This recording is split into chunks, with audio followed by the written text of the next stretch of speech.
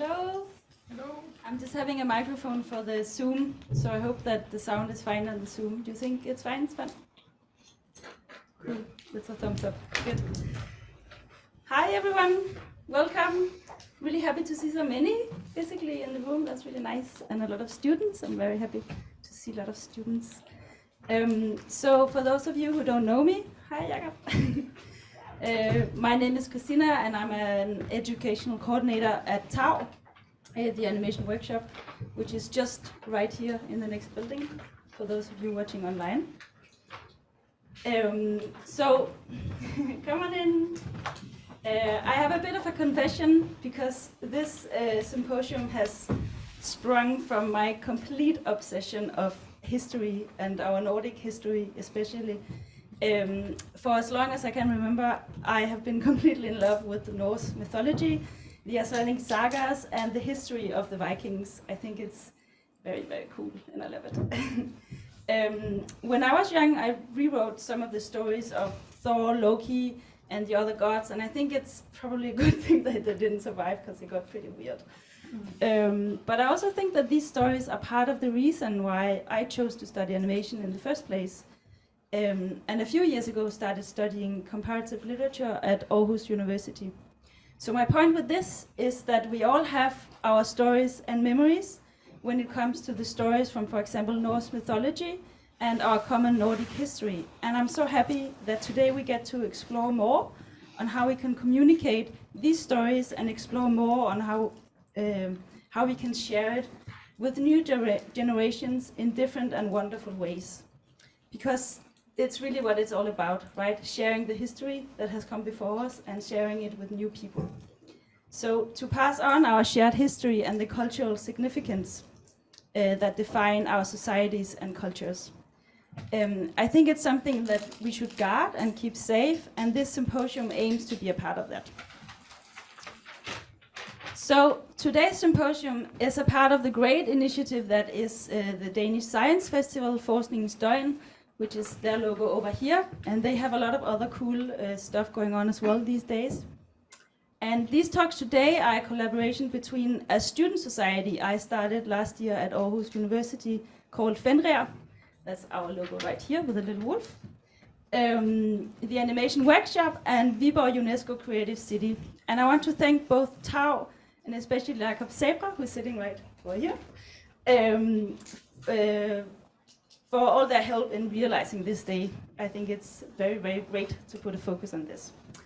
And I just want to say that I feel very lucky that it was possible to get 3 wonderful speakers to be a part of this day. And I'm so happy to welcome the first one, Lea Grosen Jørgensen, who actually taught me on my 3rd semester at AU. So please give a warm welcome to Lea.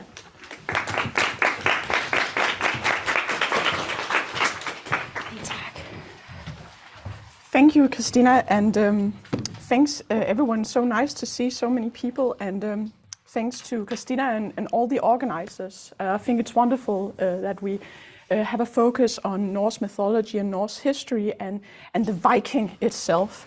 Now, again, I should begin with a disclaimer of some sort, because as Christina said, I have a background in comparative literature. So I'm not a medievalist, I'm not a historian, but I have studied the reception of the Middle Ages or medievalism. Some of you have probably heard the word. So I'm not so much gonna talk about the historical Viking, but rather how we imagine the Viking and how we have imagined the Viking through history. So it will be a sort of thematic, chronological overview, and I really hope I can keep it down to 45 minutes because there's so much to talk about. But yeah, thank you everyone for showing up and for the interest. Now, so I think I will begin just by explaining medievalism and the outtake. So what sort of point of view do I have? Medievalism basically is the reception, the interpretation, or recreation of the European Middle Ages in post-medieval cultures. So as you can tell from this quote, medievalism studies the Middle Ages and has an approach to the Middle Ages from a very broad European perspective, where the Middle Ages span over a millennium, beginning with the fall of the West Roman Empire around the year 500, so and so, and ending with the Reformation in the 16th century. So in this sense, the period we today refer to as the Viking Age, that I have added here, it is actually considered medieval in medievalism context, or you can say it's an early medieval period when we have this broad European perspective. So everything after the 16th century is post-medieval or medievalism. Again, it's post-medieval culture. Medievalism as a field of study has grown rapidly since the 1970s, and if any one of you want to check out some of these publications or book series, I have listed a couple of them here. And I should also mention that I told Christina that if anyone wants to look up some of the sources that I use in this slide, she can send it around, pass it around afterwards, because I have 3 or 4 slides with a lot of sources in the end. So if any one of you want to read more about this subject, you can check it out. Right. So medievalism as a phenomenon, it's kind of a double-edged sword, pun intended. But what I mean is that when we study medievalism, we are not so much concerned about historical accuracy, but how this particular type of medievalism reflects the artist's contemporary milieu. So this means that medievalism comes in many forms and with many specific agendas, and it can be used across the political spectrum by progressive or conservative leaders. One researcher that I have also used in my work is David Matthews, and in his book Medievalism, he operates with a spectrum within medievalism, as I have tried to illustrate here. So on the one hand, we have medievalism, which presents the Middle Ages in a romantic fashion. Now, here I don't refer to the Romantic period, but rather a coincidence where the Middle Ages are romanticized, you know, as a pre-modern idyllic time in history with heroism, shining white knights and what have you, and, you know, a sense of community and closer relationship with nature, all that kind of great stuff. On the other part of the spectrum, we have the grotesque view of the Middle Ages. And this is really, you know, where the Middle Ages is seen as a brutal, violent, really a dark age, so to speak.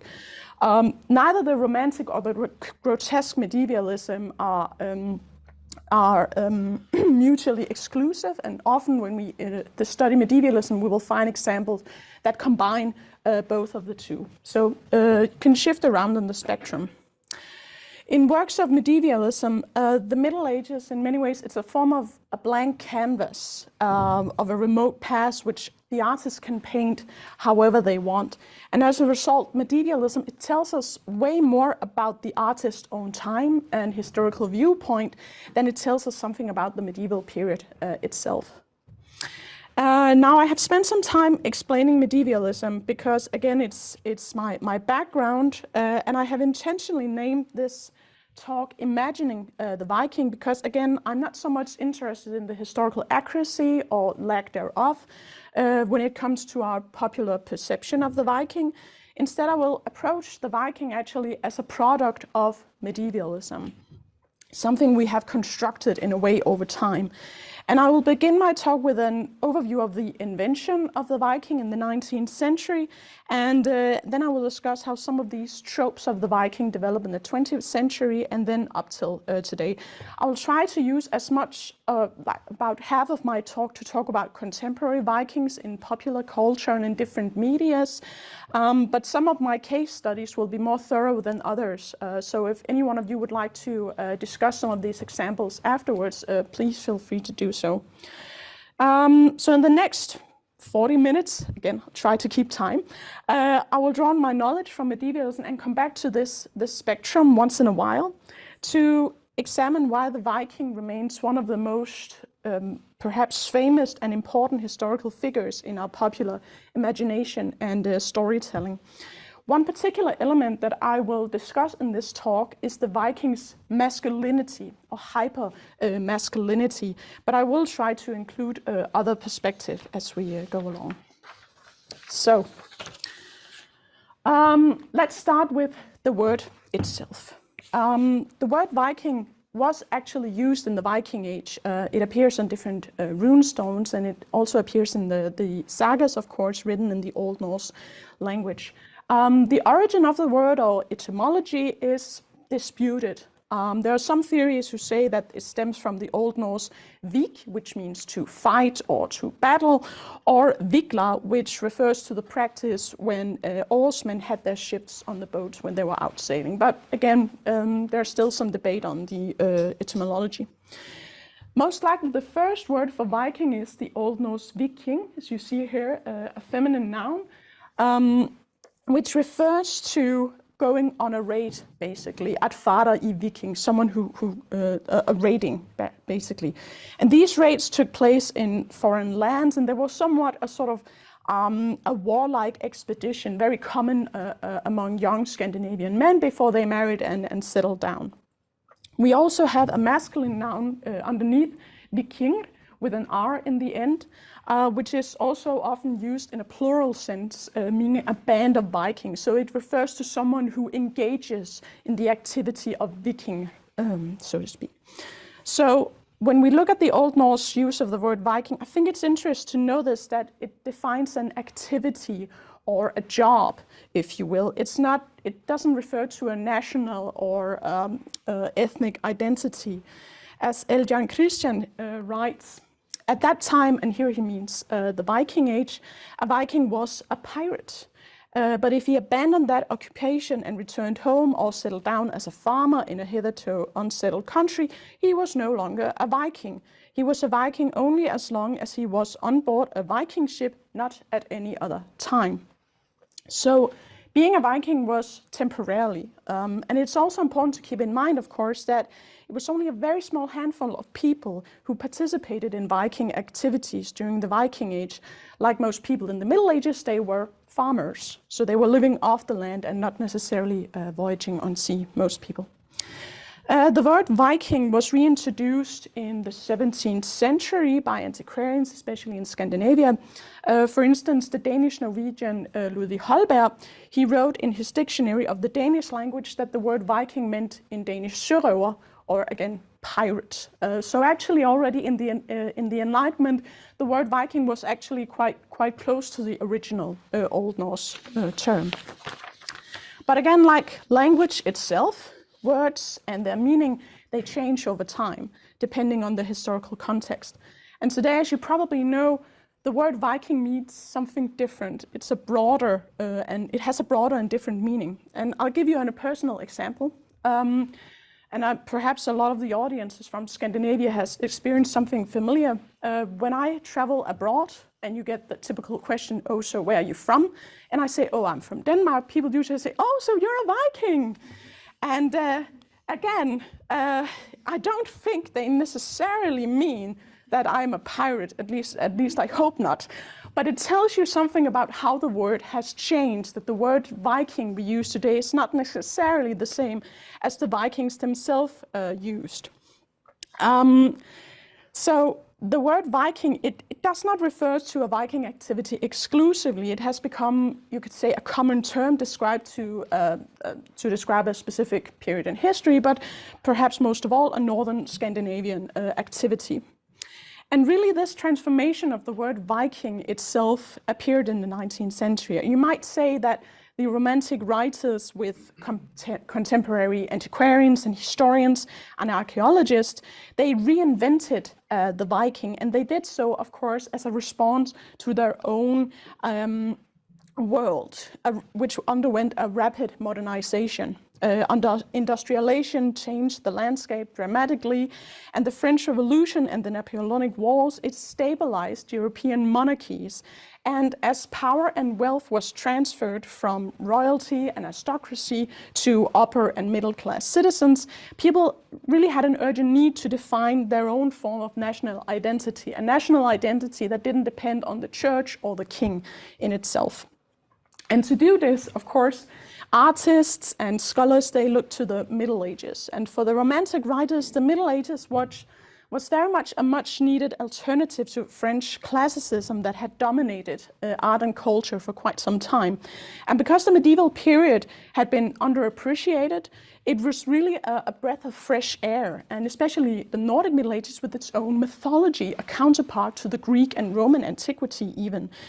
And unlike Greek and Roman antiquity, the Middle Ages provided a somewhat, you can say again, a blank canvas for the Romantic artists to prioritize creative freedom and originality. It was their part of their new aesthetic regime. So it really went hand in hand with this rediscovering of the Middle Ages, or the medieval revival that took place. Norse mythology, of course, fascinated many painters, and this is just one example out of many. Peter Nikolai Arbo, a Norwegian artist, who has depicted, I think it's dark, he's the personification of the day in Norse mythology here on the right, riding his horse. And when I was browsing Arbo's painting, I found this painting of Dark reminded me very much about this older painting by Jacques-Louis David, Napoleon crossing the Alps. And maybe it's just a coincidence. I just found it quite fascinating that even though they're 70 years apart, you can tell that both paintings, they have a really dramatic flair, and they both feature a very determined and sort of strong hero, whether he's a warlord like Napoleon or a character from Norse mythology. Now, this medieval revival in the Romantic period, it made sure that the Vikings' reputation underwent a significant transformation.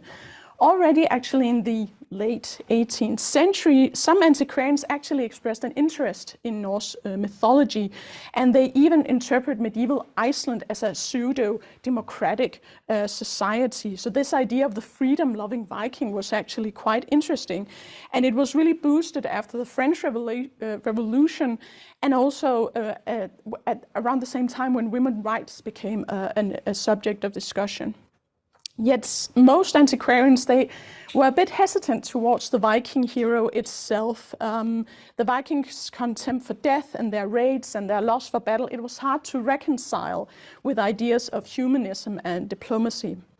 However, during the 19th century, the idea of the strong, fierce Viking was celebrated by many as part of a national but also a masculine identity. And this tendency was, of course, widespread in especially Scandinavian countries, especially also in Denmark. After having been forced to hand over their fleet to the British and also give up Norway after the Napoleonic Wars, the Danes, they were in a dire need of a historical period they could be proud of. And really the Vikings came to the rescue, you can say. The Vikings were a reminder of a time when Danes conquered new land, quite brutally, but they did, and instead of losing land in wars and perhaps some unlucky decisions in the 19th century. So the Romantic writers, they humanized this raiding, bloodthirsty Viking in order to make it relatable for contemporary readers and audiences as well. So you might say that in the 19th century, the Viking became perhaps less grotesque and more romantic. Again, the Romantic period, what a coincidence. If we remember Matthew's medievalism scale. So perhaps a bit more romantic medievalism rather than a grotesque one. But the Viking was also molded with the question of gender in mind. In a recent study, Vikingen, by the Swedish archaeologist Anna Lihammer and the museum leader Tin Hesselborn, they likened the Viking to Frankenstein's monster, because like the monster, the Viking, that's their point, the Viking has had a life of its own. It's a creature you cannot control once it's created, so to speak. And the main claim in their book is that the history of the Viking is also a history of masculinity, especially masculinity in the 19th century. During this time, male elegance, as people knew, especially the upper classes, it was somehow substituted with a more rigid and strong ideal, as seen in some of the Viking paintings, and perhaps you can also get an idea of it from the book cover I have here in the slide. So to be a real man was to be rough, determined, and hardworking, perhaps also with a beard. And Lihammer and Hesselbaum argue that this stereotypical image of the Viking as a wild, warmongering, self-made and patriotic figure, it is really a product of rigid gender roles from the 19th century. And unfortunately, that's the point of their book. This version of the Viking is so integrated in our popular imagination and historical mindset to this day that it hinders us from learning about the real Vikings and their everyday life, which was actually quite more nuanced and complicated. So I think Lihammer and Hesselbaum's book, it's a really good example of how the medieval revival in the 19th century is largely responsible for the perhaps a bit stereotypical idea of the Viking, the strong and masculine character that we have in today's media. And the Viking, of course, also ended up presenting a period in history as the term Viking Age was coined in 1873 by a Danish archaeologist, Jens Jacob Asmussen Warsaw. It was in a very short book called The Danes' Culture in the Viking Age. And in this book, he points out that the Viking Age is sort of from the year 800 to the year 1000, around there. And he is very eager to point out the prejudice and mockery surrounding the Vikings. And he also writes that it no longer makes sense to look down upon these Vikings, and I translate here, as wild, uncivilized barbarians, or to dwell only on their raids, their havoc and bloodshed. So Warsaw claims that we should instead take pride of this mighty Viking Age as a time when the northern people, including the Danes, of course, entered the stage of world history with, and he writes, a very important mission. So what Warsaw is saying basically is that it is redundant to look at the Viking just as a rude and a bloodthirsty pirate, which is actually the original Old Norse word. On the contrary, we should remember the Vikings as civilized adventurers and craftsmen and skilled sailors, and perhaps most importantly, as nation builders. He writes nation builders in this book several times. So Warsaw's work, it really helped popularizing and also softening the image of the Viking even further. And in the decades following, the term Viking Age was also introduced in other languages as well. So while Warsaw's work does have some scientific merit, we should also bear in mind that it's not completely objective, and as you can probably tell from this quote, it has a very nationalistic and deterministic agenda.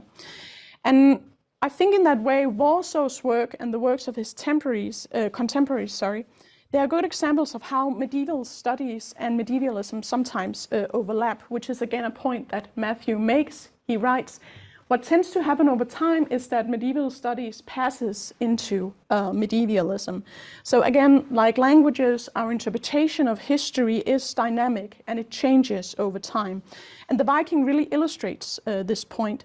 With the medieval revival, the word Viking changed from being a temporary activity as a pirate to be synonymous with a specific period in European history. And at the same time, more people gradually interpret the Viking as a masculine ideal for the modern man. Now, this interpretation of the Viking as a masculine character, it also gained momentum as artists and antiquarians started to visualize the Viking, making it really a recognizable character. A good example is, of course, the horned helmet. I believe most of you know that the Vikings never wore horned helmet. There's no evidence. Perhaps they did, but it was in religious ceremonies and perhaps even older than the Viking Age. But in the Viking Age, you don't have those typical horns, whether it be wings or horns from cows or anything. So, but they are still quite an interesting, and they actually appeared in the 19th century, this idea of the horned helmet. Perhaps the most famous example is from the costumes from Richard Wagner's opera cycle, The Ring of the Nibelung.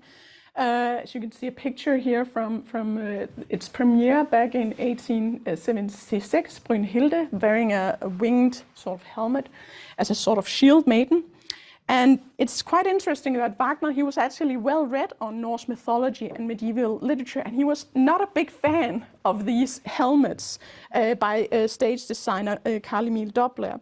But his infamous helmets remained on stage, and I think that the rest is history. There's also an example from a Danish painter called Lorenz Frølich, who also imagined Vikings with a horned helmet. This is a picture from 1877 with Svein Forkbeard. And if you look here to the right, you can actually, perhaps it's a bit difficult, but there is actually a guy sitting here with smaller horns on his helmet. Now, I have a suspicion perhaps that this could be inspired by Wagner's opera, which premiered the year before and was quite successful, but I don't have any evidence to back me up. But I think, again, these illustrations really points out that this was a time when archaeology was in its infancy. So there was almost no historical artifacts to back up the artists' depictions of the Vikings. And as such, artists, they were really just left to their imagination. They could read some literature about it, but basically, when it comes to visualizing the Vikings, they had their imagination. And they really used imagination, let's just say that. Now, although the horned helmet, again, it has long been disputed by experts that it's not real, it still remains an important visual cue for the Viking, especially in comedy and marketing and in comics and children's literature. Asterix, for instance, I think is a good example where it's very much like the Wagner helmet, and of course also in Danish, like sausage company Gøl, you can see perhaps a bit more like the Frølich helmet here. But again, it's a visual cue, even though we know that the horned helmet never existed. Now let's move on to the 20th century, in which the Vikings became somewhat radicalized, but also rehabilitated, as I have called it. And this was basically due to mass media. Both of these outcomes, the radicalization and rehabilitation, happened again partly because the Viking was, as we entered the 20th century, a recognizable, iconic character. And it was a character taken again from medieval history and reconstructed for the modern era. As Lehammer and Hesselbaum said, the Viking, again like Frankenstein's monster, it really took on its own life, both in a progressive but also in a destructive way. I think the year 1915 is a very good example of how the Viking could be used in different ways. On the left here you see a picture from the Women's March in Denmark at Christiansborg on June 5th. In support for women's rights. And perhaps if you look at the banner, you can see that there's a woman holding a golden horn. Now again, the golden horn, they are perhaps quite younger than the Viking Age, but because of the Romantic period, they had really, and still to this day, continues to be a symbol of the Viking Age, largely thanks to our writer Adam Oehlenschläger. So in comparison with that picture, we have this poster from the same year, 1915, one of the most, if not the most controversial American films ever made, called Pride of the Nation. It takes place during the American Civil War, but as it includes excerpts from Wagner's opera, and as you can tell by this poster, there is a Viking-like character wielding a burning cross. So yeah, I think it speaks for itself, really the message of white supremacy of the Ku Klux Klan, really. So, but it's another example of how medievalism can be used across the political spectrum for different ideologies. But unfortunately, again, history shows us that Vikings tend to become an idea vehicle for especially extreme right-wing ideologies. And of course, my next example is, of course, the Nazis, who favored the Viking as part of this pure Germanic race, and they therefore included Viking imagery in a lot of their propaganda. And here, from 1935, you see how lures were used in Lübeck as part of a northern demonstration. And also in Denmark, there was a copy of the Nazi party in Denmark who was responsible for recruiting Danish soldiers for the German army in the Eastern Front. And this is a poster from 1944, where you can see a Viking-like warrior behind the modern soldier. He has a shield, he has a sword down here, and he has a helmet. No horns though, but It's an example of how, even though the Nazis were anachronistic, they used the Viking in an imagery as a strong defender of white supremacy and Germanic culture. And it elaborates on some of the masculine ideals, of course, from the 19th century. Now, I wouldn't go as far as to say that the Romantics are entirely responsible for the Nazis' Viking propaganda, but everyone must admit that the 19th century's medievalism, and especially the rise of nationalism and use of medieval nationalism, it definitely provided a foundation for the Nazi ideology that came in the 20th century. And in many ways, the Nazi regime and their use of the Viking propaganda, it had really casted a dark shadow over the Viking. For some time after the Second World War, some academics hesitated to study anything that had to do with the Viking Age. And cultural elites and artists also avoided depicting the Viking because it had these close ties to Nazi propaganda. But things started to change in the 1960s. For different reasons, of course. After Tolkien's Lord of the Rings came out, it was a huge success, and it showed that you could use Old Norse mythology in a different way. And also the fantasy genre, which also became popular, it provided an alternative to this dark and nationalistic medievalism that we had in the 30s and the 40s. And also, of course, we had Marvel's Mighty Thor, who came out in 1966. Here's the first issue, I believe. And Marvel's Thor, it really segmented the Viking character's position in mainstream mass media. And again, as you can see, the Wagner helmet seems to have a comeback yet again. So Martin Arnold has written a great book that I highly recommend called Thor From Myth to Marvel, where he examines Thor's journey way back from the Middle Ages to modern time. And he writes that Marvel's Thor, of course, has more to do with US politics than Norse mythology and medieval history. And he also writes that the creators of this Marvel character, of course, they themselves admitted that Norse mythology was always secondary to the comic mythology in itself. And I think that's also true if you look at the Marvel Cinematic Universe, which is almost like it has its own mythology. So Norse mythology is always in the second row, even though they use a lot of references. Arnold also acknowledges in this quote that I have highlighted here that the taint Norse mythology picked up after its abuse by the Nazis has never really gone away. So again, there's still a dark shadow. But what happened in 1960 was that the United States and mass culture, it really manages to dethrone the Viking in some sense from its controversial status in high culture elitism.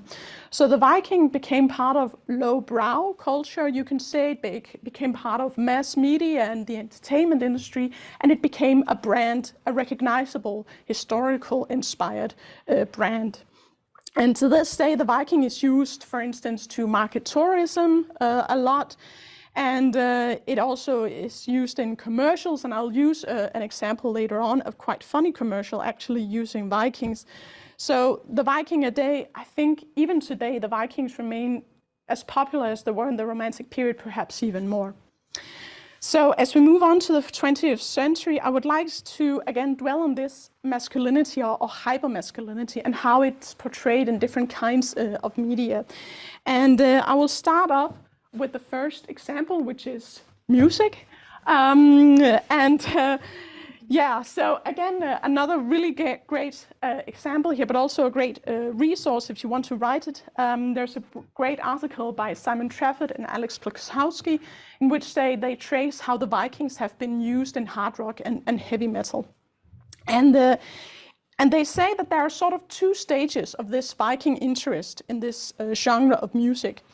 The trend already began actually in the 1970s with Led Zeppelin's Immigrant Song. Perhaps some of you have heard it. There are some who not. Yeah, great song. But Immigrant Song was the first official, first song that used Viking imagery in the lyrics and the song itself.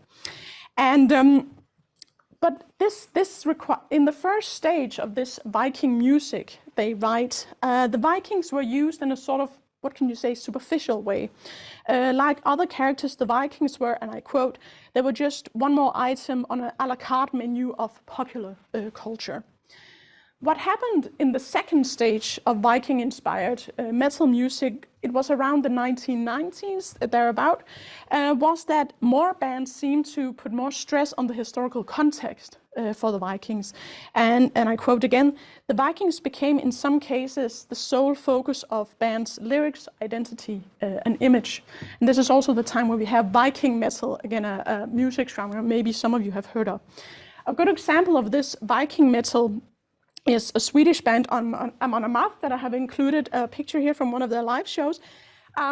As far as I know, they do not refer to themselves as Viking metal, but they have really come to represent the genre in many ways because of their cover arts, their lyrics, and because of their live shows. There's a horned helmet here on stage, and there's fire, and perhaps you can sense in the background there's a banner of a bare-chested Viking and ships in the background, everything. I think they also have at one point on their stage a Viking ship standing in the middle of it. It's quite cool.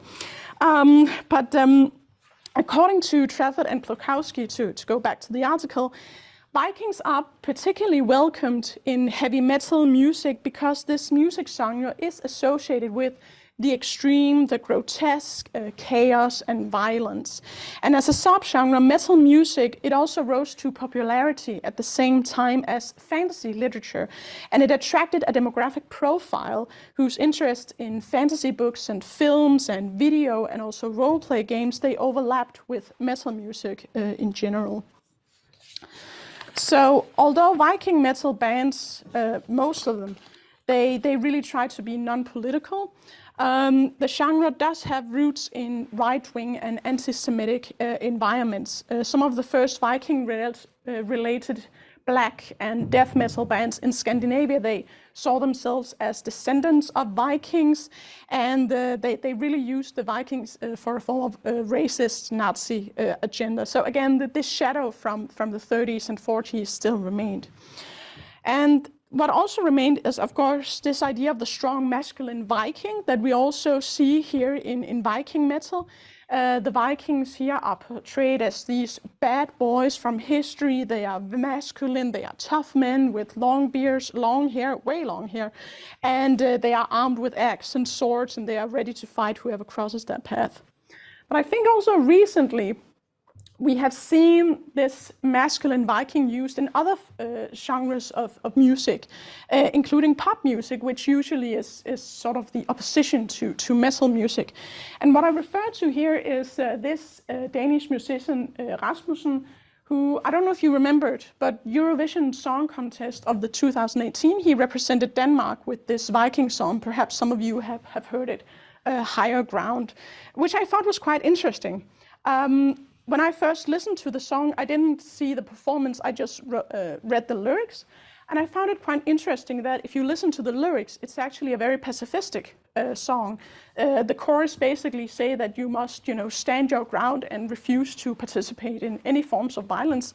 And I thought, oh, that's nice. Maybe there's a band who tries to, give us a different portrayal, perhaps try to do something different than this hyper-masculine Viking. And then I saw the performance, and I thought, well, yeah, I had the impression that the band still leaned on this masculine Viking tropes that we knew from metal music. There's a band member in the song who swings a white peace flag at some point, but as you can tell just from this picture, we have ship sails on and there's wind and there's snow blowing, and the musicians themselves, they really look like Vikings. Again, you have the long beard, and they have dark cloaks, they have dark boots, and at some point they even sort of do a march kind of thing. So you can say perhaps that there's a juxtaposition between the lyrics, which has a peaceful, pacifistic message, and then the performance or stage show in itself. Quite interesting that you have these two contrasts playing. But I think the fact that the Viking is not only featured in metal, but also in pop music, it's really a testament to the Vikings' popularity in Europe and also on a global scale. And of course, another phenomenon that has contributed to this is, of course, the TV series Vikings. I guess a lot of you have seen it, or at least you have heard about Vikings, maybe the first series or the new series, Vikings Valhalla. So I won't talk so much about the plot in itself. What I will highlight instead is the series' impact outside the screen.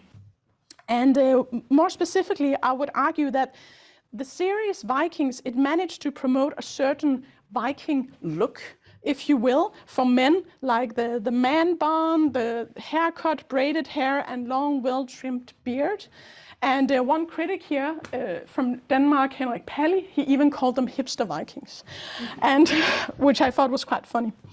But I think the series Vikings, it demonstrates how medievalism is an ongoing cultural process in which our interpretation of the past is a result of, but also influences our present.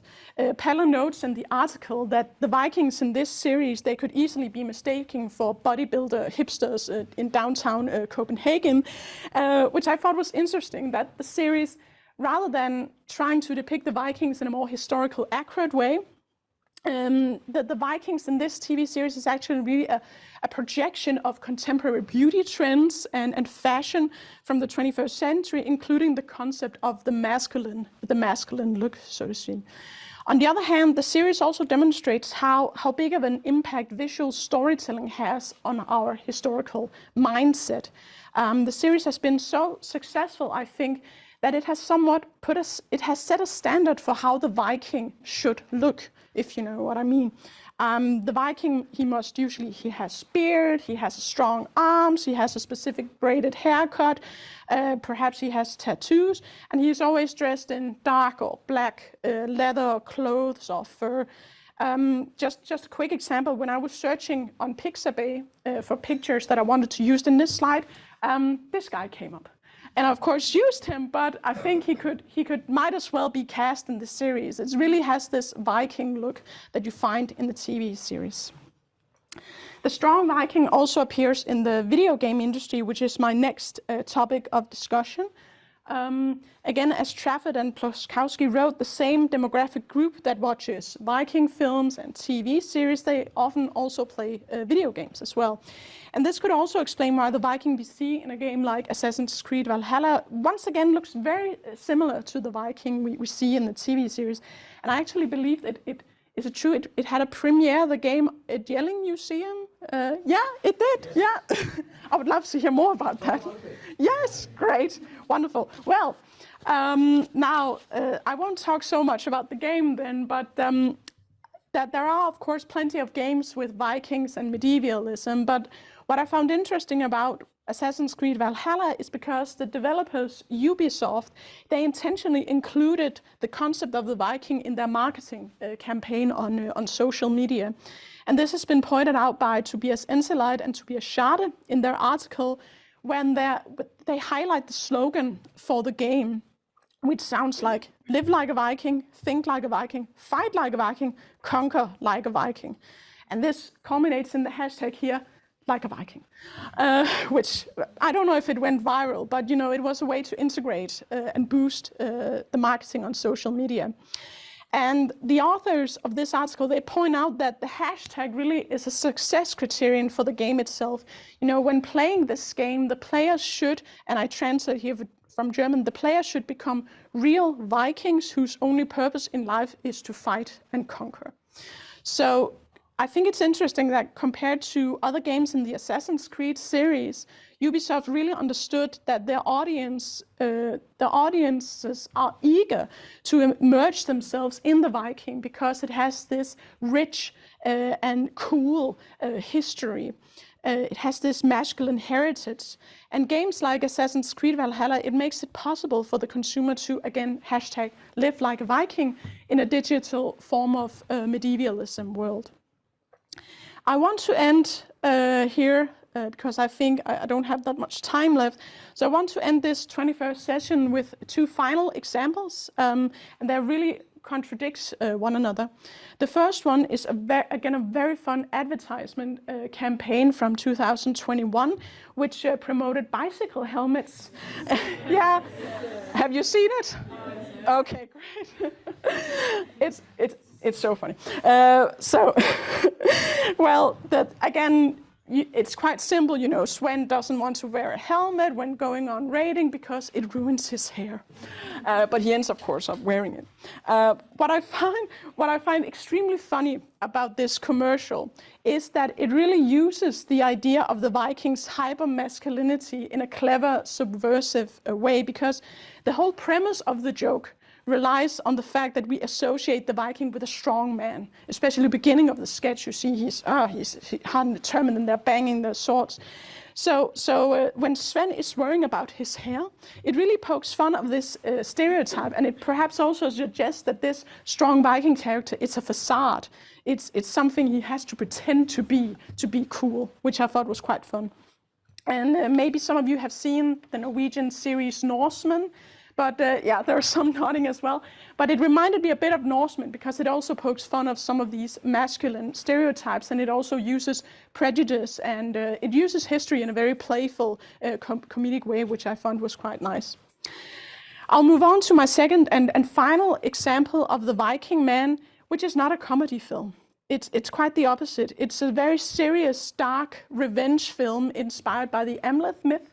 The Norseman has everyone, there are some nodding.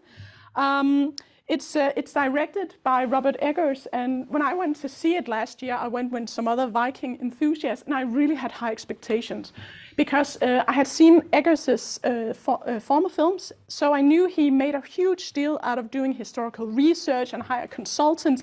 So I thought going into this film, maybe finally we will get a more nuanced, a more interesting view of the Viking instead of this hyper-masculine fellow. And then I went to see it, and yeah. Yeah, so again, I have chosen very specific pictures just to prove my point. There's more to the film than this, of course. That I would give the film credit that it does try to make the Viking Age more colorful in the costume design. If you have seen it, there's no black leather, there's no fur as far as I can see, and it also encourages the audience to immerse themselves in Norse mythology. It has some very beautiful dream sequences with Valkyries and World Tree and so on. But again, despite updating the Viking look, if you will, and also exploring the belief system to some extent, again, we still have the bare chest. We still have this barbaric and this bodybuilder type and this fixation on the violent, the strong, the hyper-masculine Viking. So as you can imagine, I left the cinema a bit disappointed. It's not a bad film, but I was a bit disappointed because I did expect more from Eggers, and I felt that he was using a narrative and a storytelling that I have just seen so many times. So I was a bit disappointed, but I still recommend it. It really has some, again, nice costume design and, again, nice sequences and so. So I think I have used most of my 45 minutes, so I will try to wrap up as quickly as I can. I have given these lists of examples of how we imagine the Viking as a hyper-masculine character, and I have intentionally regarded the Viking as a product of medievalism. And since medievalism tells us more about our present than the medieval past, we must ask ourselves, what's the deal with the Viking? You know, why do we have this need or this continuum? Why do we continue to portray the Viking in such a masculine, hyper-masculine fashion? And I think there are many answers to this question, and I would love to discuss some of them with you. First of all, of course, and as I have tried to show you in this talk, the idea of the Viking as a masculine character, hyper-masculine character, it has a long history. And as time goes by, these tropes, they are reinvented, they are reinterpreted, perhaps they're also reused for a different generation. Second, I think that the Viking, it resonates with us now, perhaps because the question of gender remains a very important issue on a global scale. And there's also some scholars who have argued that men in this neoliberal society, they face an identity crisis. So depending on which Viking you use or who you ask, you know, the Viking become a role model or perhaps a bad example for the modern man. And I would also like to end this talk by saying that the Vikings' popularity, of course, it goes beyond that of its masculinity. As the Romantic writers discovered, the adventurous Viking is just a brilliant recipe for storytelling. And I think the Viking continues to captivate us because it is situated somewhere between the Viking Age and our present. If I had had more time, I would have liked to explore other aspects of the Vikings that I've just tried to show you here. For instance, one could argue that the Viking has just as long of an impact on female identity as on the masculine identity. The Women's March in 1915, it featured Viking symbol, as did the second feminist movement in the 1970s, and also shield maidens like Lagertha from Vikings. It has a huge fan following. And there's actually also a female Viking in the Robert Eggers film. She doesn't have that much screen time, but there is one of the leaders of these ships that's actually a woman. So perhaps the Viking character is being expanded these days to also include women, one could argue. The question is, of course, whether this expansion dismantles the hypermasculine traits or if it just repeats them in a different way. Another example is the music industry, where we also see groups trying to challenge perhaps some of the brutal Viking look and the Viking sound that we have known from Viking metal. There are neo-folk groups like Vardruna and Heilung, like here on the picture. And I think they're interesting because they incorporate natural sounds and animal noises and historical instruments. And they play music as a sort of a contrast to the Viking war chants and imagery, and they add somewhat a more spiritual sensibility to their music, again softening perhaps this Viking image. And I spoke to some students about this, as I call it, authentic turn in Viking music, and some of the students suggested that these bands, they do a form of re-enchantment, trying to re-enchant the modern world with this music.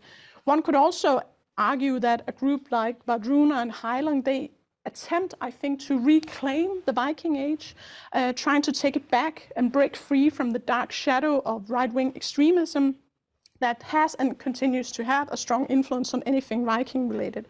I have been to some of Vardruna's concerts, and they really have a global audience, and they really make a huge deal of saying this music is for everyone. We don't say that we have, as they are from Norway, Vardruna, they say we don't claim to know everything about this past, we just want to share it with so many people as possible. So I think they do that because they really want to resist being categorized in a right-wing agenda of some sort. So when it comes to the Viking, one could discuss whether also we have moved from a romantic medievalism towards a more grotesque medievalism, again, Matthew's scale. We can also ask if the Viking has become more brutal and why in the 21st century. Perhaps we are closer to the original term Viking as a bloodthirsty pirate with these perceptions. But we could also say that the word Viking perhaps has lost its original meaning entirely. Since the character today is mostly a product of medievalism from centuries, maybe we should abandon the word Viking in itself. There was a podcast on P1 recently called Farvel til Viking, Goodbye to the Viking, where they actually discussed whether we should use the term Viking Age in itself. If you know Danish, I really recommend it. But I hope I have done it in 45 minutes. Thank you so much, and I'll finish up here. Thank you.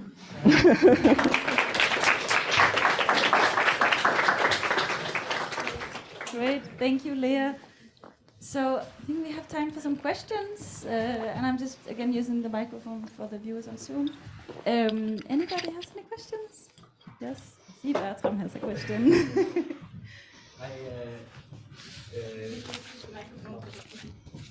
Thank you. Last week in Fenrir, we had a talk with Terry Gunnell Yeah. from the University of Iceland, and he consulted on the Northman Oh, movie. yeah.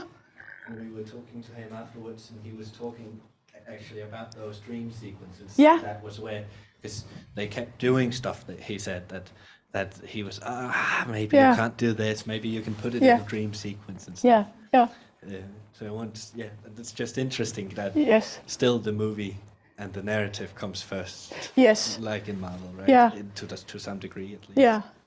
But then I want to ask, maybe with the scale from romantic to Yeah. grotesque, Just go back to it. Yeah. if the Vikings TV show and the Northmen and all these other superhero Vikings.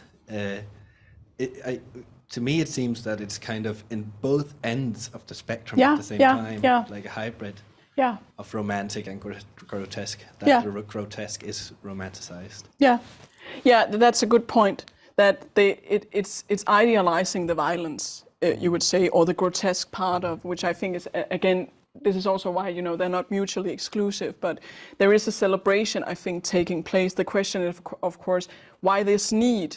Because the Viking Age was a lot of other things as well. There was war and violence, but there's also war and violence today, But it is an interesting point, and I think you're right that there is a tendency to romanticize violence, and I think the Northmen, again, perhaps also does it in kind of a way. Yeah. But that's up to interpretation, but a very good point, yeah. Hi. I was just curious, because the Viking is still a symbol for Nazi ideology and for right-wing ideology. How do we tell stories about Vikings and maybe even about war without fueling that? Yeah, I think it's really difficult because of that legacy. I think what I see, at least in some museums, and again, I have no evidence to back me up, so this is just a personal opinion. I think there is an attempt in Danish museums like Moskov with their Rus exhibition and the current exhibition about the early Middle Ages right now, Out of Chaos it's called, where they really try to highlight that it doesn't make sense to use modern terms like nationality or ethnicity. I think the museum really tries to highlight how the world was interconnected, and that the Vikings, they were really, we have to be careful when we use the term Vikings. So I think museum, again, I'm not a museum expert, so this is just, again, a personal opinion. I think there is an attempt perhaps to nuance the Viking in some way and try to show how much cultural meetings and interrelation that took place during the Viking Age, that it wasn't an isolated incident, and there was a lot of contact between the different parts of the world. I think perhaps that could be a way to do it. But it is, again, I think that's why the idea of the Viking as a Frankenstein monster is quite good, because I think no matter what you do, right-wing groups will use this Viking in ways they want to, because it has become such an iconic character. But I think I would say something like showing the intercultural relations is a good way, and trying to meet people where they are, really. So not saying that the Vikings that there were many things, but try to have a nuanced conversation of who were the Vikings, and what kind of an impact did it have on the world, but also what kind of impact did the world have on them, I hope that answered your question, but it's an interesting discussion, and I think it's very important that we have these talks. A metaphor I sometimes use in my talks is that what makes it so difficult to break free from this shadow of the Nazis is that history, it's like an onion in a way, that every time we interpret something, we build up, we add a new layer to someone who has interpreted history before. So it's sometimes difficult to, rip up the layer underneath. But we have to do it. We have to do it to make sure to try to portray history in a more authentic way, and try to break free from the propaganda. But it is difficult. It is. Hi. Could it be possible that sort of part of the appeal, but also maybe part of the sort of bad side of like why the Viking era is so popular is because that we have like almost no written records, or like most of our historical sort of knowledge comes from either artifacts or from people who were not the Vikings themselves, like who were writing from a very different point of view, and that sort of gives people a lot of space to sort of just make stuff up, and it's creative freedom, but also it can, with like, for example, with the Nazis and stuff, get very dangerous very quick. Yes, I think you're absolutely right, and that is, of course, when you have something like Vikings who says, oh, it's based on the sagas, yes, but the sagas were written like many centuries after the things took place, so it's a fiction based on a fiction. So I think you're absolutely right. So I would say it's because of two things. Yes, once we go further and further back in history, you know, we are really just, there's a lot of room for interpretation. For instance, when it comes to Viking music, we don't have any music surviving from the Viking Age. So that is really just a blank space that you can put everything in it. So there's that. And then there's also, again, the onion, that how do we do something else to try to reach back to the past? And is it even possible? I think it's important that we remember what people have done before. And in the podcast I mentioned, they actually said that it's first now, because we discussed the term Vikings, that we are breaking free from the Romantic period. So I think especially the Viking Age has really had, the 19th century has really had a grasp on this period because it invented it, so to speak.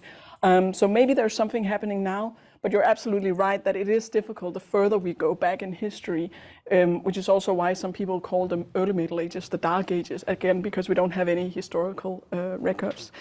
Yeah, I hope that, I don't know if it answered your question, but I think you're absolutely right. You know, the further we go back, and that's why medievalism is so common, you know, because it's a period that was very much invented as soon as it ended.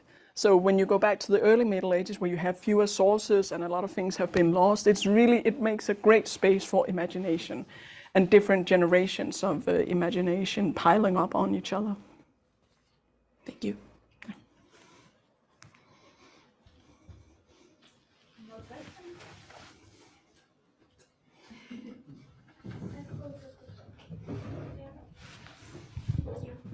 Hello.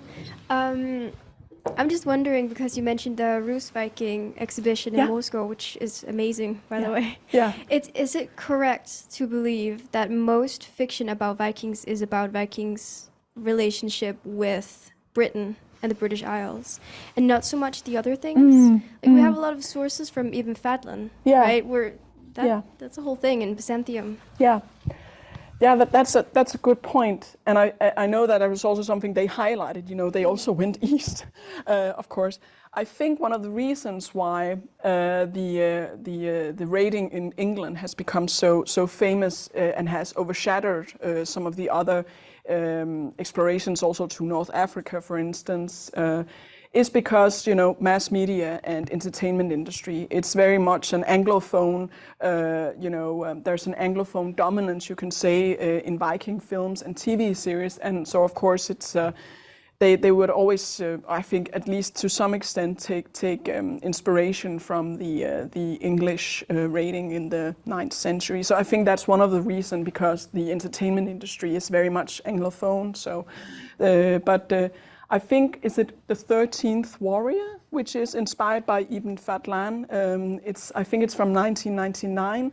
I don't think it was that huge of a success, but it was interesting watching actually a film that was inspired by Ibn Fadlan's description of Rus Vikings, just as an alternative to the Anglo-Saxon chronicles and the sagas. But I think that's, again, I think it's mainly because English-speaking entertainment has dominated or a lot of films and TV series about Vikings. It makes a lot of sense. Yeah.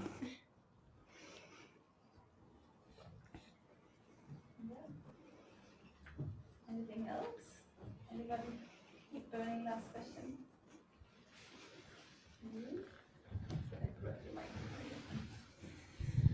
All right, I think we're a little bit ahead of time, because I think the welcome wasn't that long. Okay. But thank you, Lea. That was really great and interesting. Thank you. Thank you, everyone.